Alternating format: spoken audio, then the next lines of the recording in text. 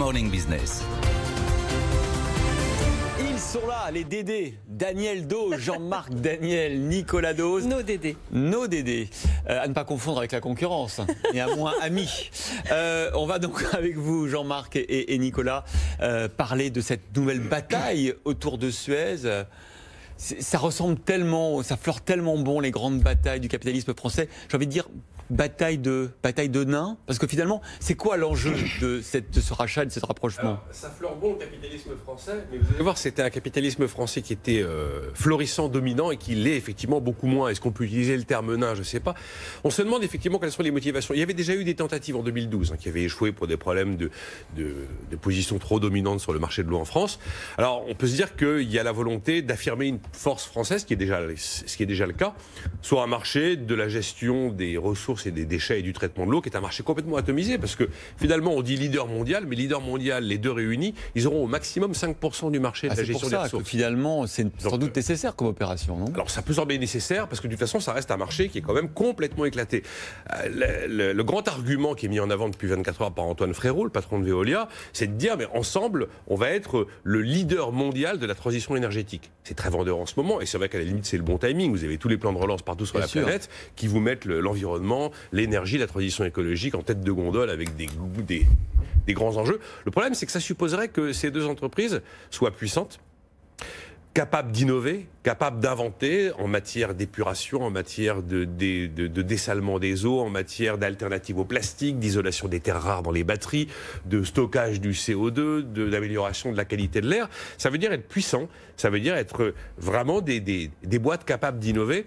Ou alors après, il y a une autre hypothèse. Cette opération est à nouveau mise en avant parce que il y a des velléités étrangères et qu'il faut grossir pour se protéger contre les appétits étrangers. Et moi, ce qui m'a le plus frappé finalement dans cette histoire, c'est les valorisations.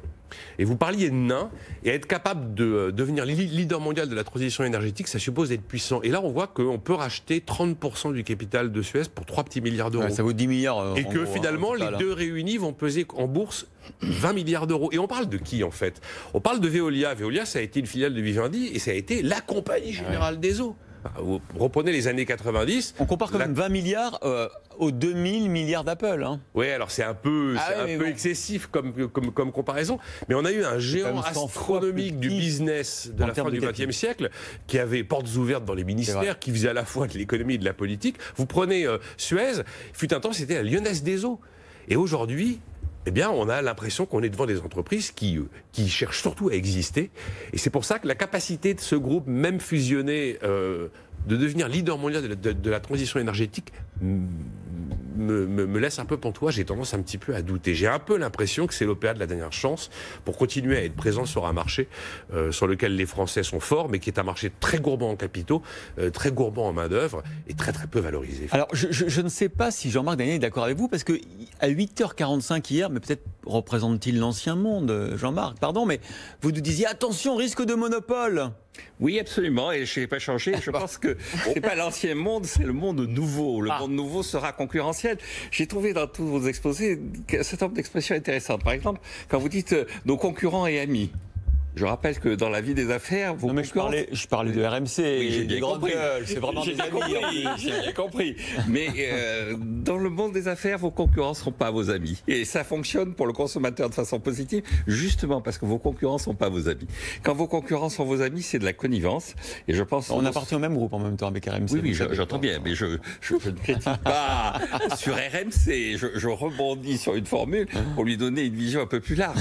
Et le fait qu'effectivement, la concurrence et amicale, c'est de la connivence. Et je crois qu'un des problèmes dont a souffert le capitalisme français, au travers notamment les exemples que prenait Nicolas, quand il disait que vous vous rendez compte, la Compagnie Générale des Eaux, il fut une époque où c'était quelque chose, elle était reçue dans les ministères. Eh bien, je dis, ça, c'est de la connivence. Et je pense que mais je suis de l'avis de Jean-Marc. Oui, ça, c'est pas du... Enfin, oui, c'était une époque puissante. Oui, il faut se défaire de cette époque.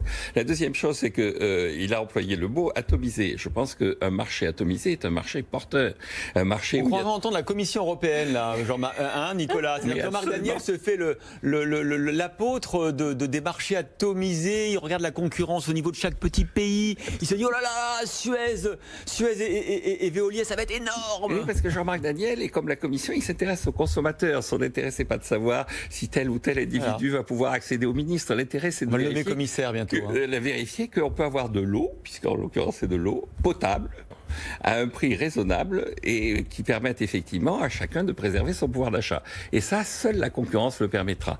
Et donc, je pense que le véritable enjeu dans cette opération, c'est est-ce qu'on va faire émerger un monopole? Non. Et est-ce qu'on va faire émerger un oligopole? Est-ce qu'on va faire émerger, consolider de la connivence? Ou est-ce qu'on va continuer à penser que le véritable enjeu dans ce pays, continuer à espérer que le véritable enjeu dans ce pays, ce soit la concurrence? Il n'y aura pas de monopole. Ils vont céder la partie eau en France. C'est le seul domaine dans lequel il pourrait y avoir monopole.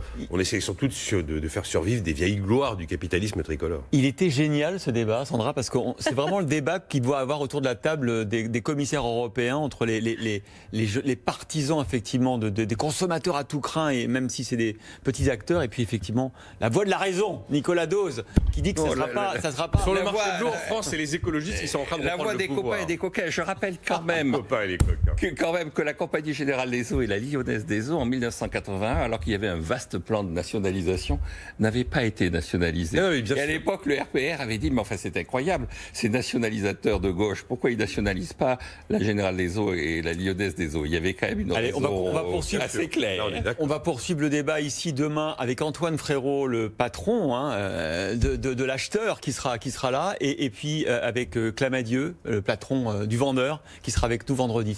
Tout se passe sur Good Morning Business.